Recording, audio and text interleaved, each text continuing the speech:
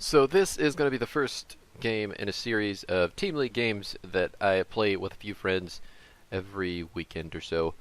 The first game is a Malganis game. I'm kind of surprised that we got this character in the draft, but it goes about as well as you think it would.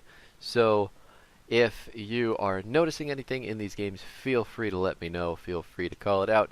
But we are going to try and get as in-depth with thought process and what we can do to improve in doing that. So, without further ado, video number 1, Malganis, Sky Temple, Team League.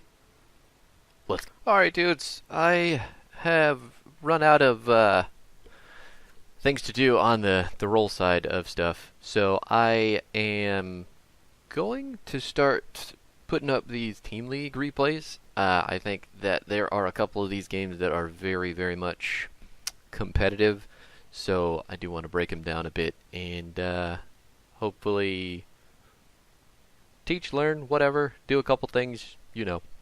So this is one of the better games that we had recently. This is before the upcoming patch here on the 19th, so it may all be bullshit, what I'm about to tell you, if there are changes tomorrow, but we'll see. Our draft is the Malganis for the main tank, the Haka on the off lane, the Cassia for the hyper carry, and the Liming for the resets. Our Brightwing is our only random teammate, so there are 4 of us in comms working this out right now. We'll go ahead, start the game at least. The fucking... There we go. The Brightwing actually played out of control this game for as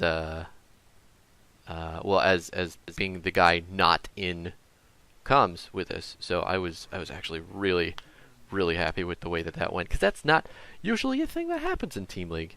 Our comp though, we kind of went back and forth with these other 5 guys on the enemy team all night. We got to get the Malganis with the first pick, I think, because for some reason they let it through. And then the Cassia was a reactionary pick to the Illidan and their comp. Right now they've got an extremely late game comp, and ours we do scale, but we're certainly stronger in the early game as well. Fight breaking out at level 1, really showing the enemy team we do not give a fuck about any of their damage. They don't have a whole lot of CC follow-up for Garrosh apart from the root, apart from the Maiev pull, and honestly, with all the healing coming from the Brightwing passively, my passive healing, my passive block charges, the enemy team really does not do a whole lot of damage to me. And especially in those fights, I think they were focusing other targets too. So we're hopping off the lanes to get the soak going. We looks like are just going to get a little bit ahead off of those kills, which is fine. I will take any advantage we can get, because the further we get ahead of this team faster, the better we're going to be doing. I'm looking at the camp right now, down in the bottom right, just making sure that Cassia lives. So cool, we did it. And then I'm going to go ahead and get these going. Malganis is not a fast camp taker, so my Ming is going to help me as much as she can over the wall while still trying to make sure that she can catch the soak if need be. Super smart play on her part. So, as you'll notice, just auto attack slaps. Auto attack slaps. Auto attack. It's so slow. But my Cassia is aware of this, and she is playing safe back behind the middle of the lane there, so she doesn't get ganked. There are 3 people at the top lane right now looking for our Dehaka, and then they did go for the gank middle too, just in time for me to finish up the camp and get the kill on Garrosh.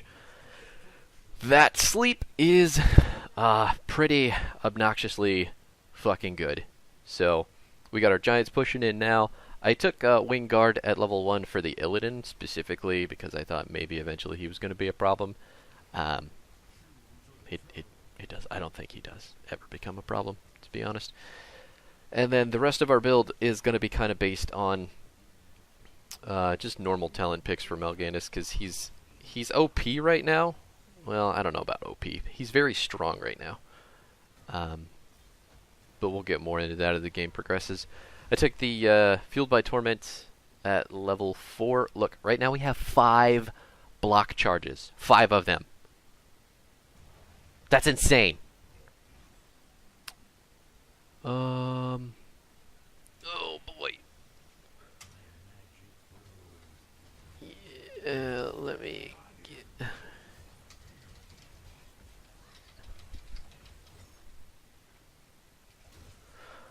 Anyway, back to what we were doing. So these are pretty easy shrine, or pretty easy shrines for us to control. Even with Maiev going in to try and pull people, she does not have enough backup damage from her team to really get anything going. And I can go in after the Garrosh pull targets.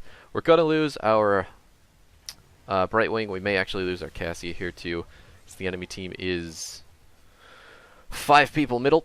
We have our Dahaka top pushing out that camp, and then they have the shrine capture going. I just want to get back to lane. We're about to hit 7. We're 2 people down. There's not much we're going to be able to do to contest the shrines.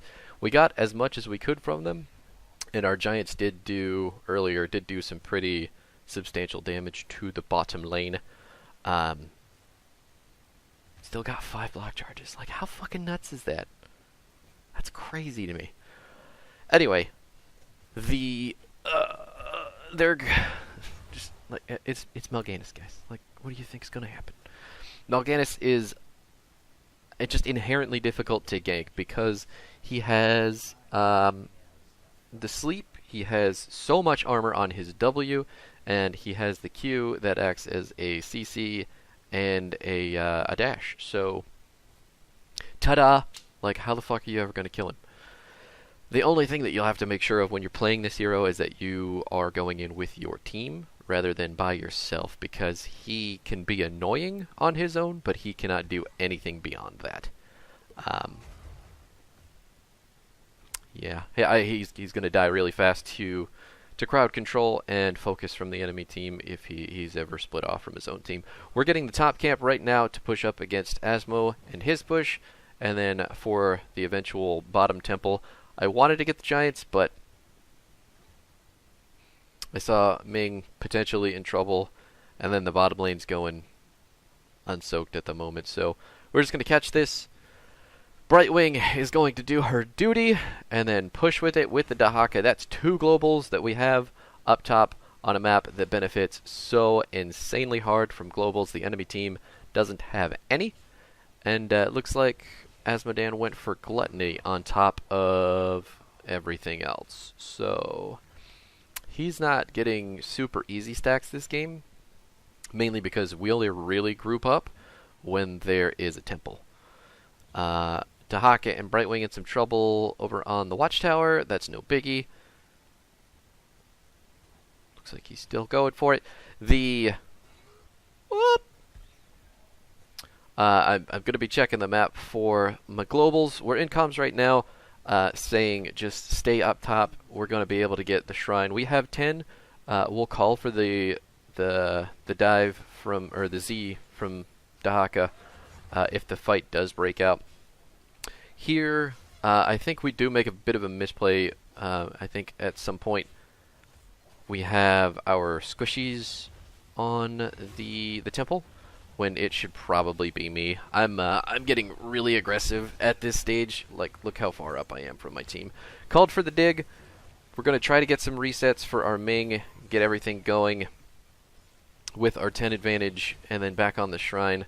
Right now the enemy team is doing their best to soak out the middle lane to get on an even talent tier. We took out Illidan, but he did take the hunt, so when he does get back, he'll be back quick. Again, I'm being really, really hyper aggressive right now, and I should not be. We should actually all be down there on the point because the enemy team does want to come in as 5. Illidan should be zipping in here. Where is he? There he is. There's the engage. I'm still just trying to sleep and cause a bunch of chaos, but the sleep doesn't last a whole lot when you're in those team fights. because there's a lot of AoE random ass damage coming out. I thought I could get Illidan here. I am not going to be able to.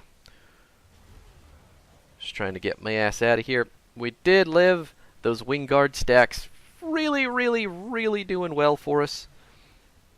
Hopefully our Dahaka can make it out too. All that regen. It's nuts. And then the blink from Brightwing to Ming. Really well done. Like, we only lost one person in that engage. Or did we lose Brightwing too? Maybe we lost two.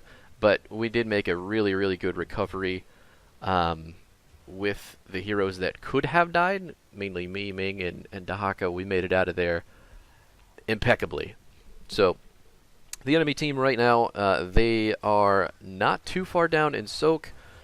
And they are engaging on our Cassia, but luckily we recognize that, and then everything else that they could do falls apart because I should have popped my ult and just gone for it there. That is no biggie.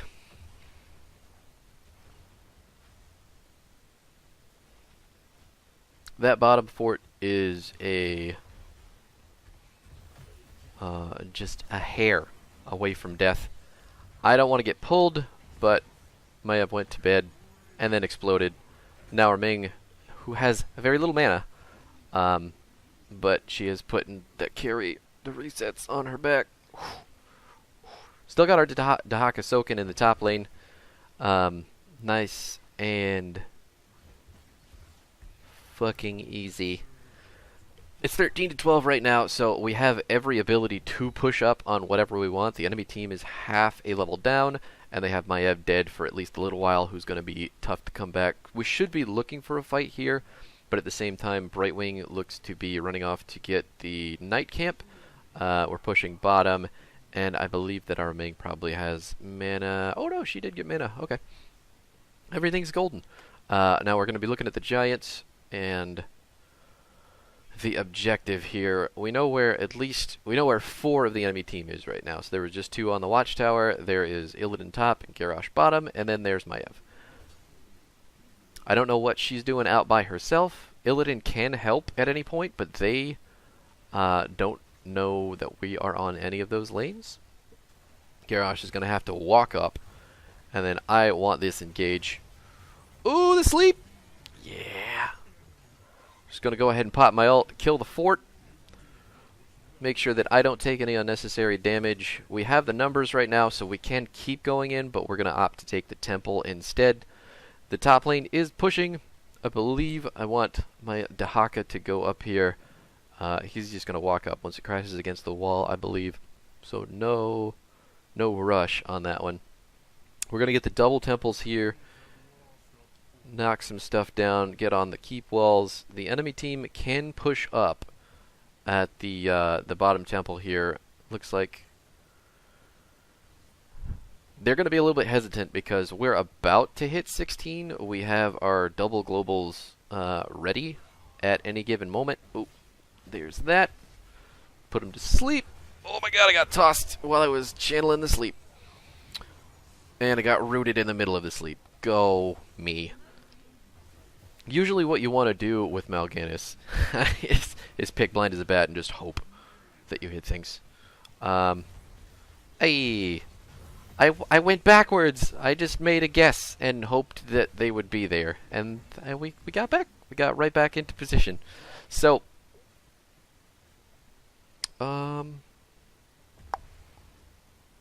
yeah. What was I saying? Something about Malganis. I don't want to be... Oh, yeah, the combo. So his Q, when you hit your stun with the third hit, it covers the channel time of your E. So as soon as you hit your Q, there's probably a small window. But as soon as you hit that, most of the channel for your E is fine, and you'll have enough time to catch the person. Dash again. Hey! To catch them with the sleep. Ooh, that Brightwing blink. Go to sleep, Billy. Just take a nap. That play specifically is why I had so much faith in this Brightwing coming into this replay. But she was doing masterfully this fucking game. The saves were insane. We have a talent tier advantage right now, so this fight is going to go our way once we wake up. If I could ever get shit to happen. My teammates are trying to tell me where the enemy team is right now. I am catching a couple of them. I caught minions, it looks like. Got that one. Gonna get the sleep on the Illidan. Ming is going for the resets. Nice. Nice. And an easy boss call from here. We are still a talent tier up. We're about to have a 3-level lead. Enemy team still hasn't scaled into, let's see, talents. Asmo's halfway on his quest. Looks like Garrosh has not finished his level 1 quest. Illidan has not hit 16 yet, so he hasn't hit his massive power spike. They are struggling. And they are just... They're not going to scale up to us enough to take this map back, because we're going to have so much pressure by the time these temples are knocking on actual keeps that defense is going to be impossible for them. I'm trying to clear the wave here to get the boss some minion protection, but there's only so much. I can't see!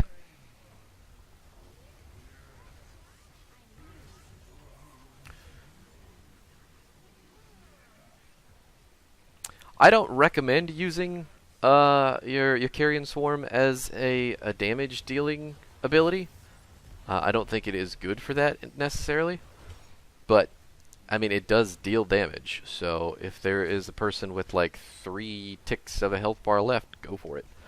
At this point, it's just cleaning up the core with the boss, putting people to sleep, making sure they can't mount any miracle defense, and winning the game. Just textbook snowball, textbook OP, textbook resets. Just absolutely intense Brightwing play. Fucking phenomenal, really. But that was the... Yep. Super well-deserved. That was the first Team League game of this series. Things are going to go well from here, I think. Just mainly because these games are way easier to pick apart, find areas of improvement, and just genuinely better communication. Like, even the losses in Team League, there's still a lot to learn because you have a group of people who are... this isn't true for solo Team League. This is true for, like, when you're actually playing with friends. But keeping it together, moving forward, you can identify problem areas for your team. You can correct those, and you can continue moving forward. The build for our comp here specifically is incredibly good at carrying damage with Cassia, resetting with Li Ming, soaking with both the Brightwing and the Dahaka with their global ability to hop in and out of battle, and then Malganis just currently very, very, very strong, especially into their team. Maiev was not able to do much to pull us or engage on our team because we were so far in front of them. And then Deckard honestly could not do much to heal because there was just a lot of damage coming from our Ming and our Cassia. So he could only throw potions as far as they would go, and Illidan is flipping all over the place, probably not getting them very often. I didn't notice a whole much, but that game just went phenomenally for us. Absolutely phenomenally. The big takeaways from that, though, are probably recognizing when to force team fights and talent advantages, or take buildings with talent advantages and numbers. There should have been... there were a couple times where there was no objective, but we had a talent tier advantage like we did most of that game, so we should have just run down a fort or a couple towers or a merc camp, our team is a little bit scared sometimes about taking those aggressive plays, but there are plenty of opportunities to do them to finish the game faster. So, anyway, that is the first of the series. I think we're going to be doing this for a while because these games, honestly, just they feel so much more cohesive. So, we'll pick them apart, see what we can do, and then you'll probably just see a lot more tanking from me. But, yeah. Thanks for watching. Thanks for hanging out. I hope that you enjoyed it. Come back if you got anything. Let me know if you learned stuff. Feel free to comment. And then, other than that, you have yourself a wonderful day.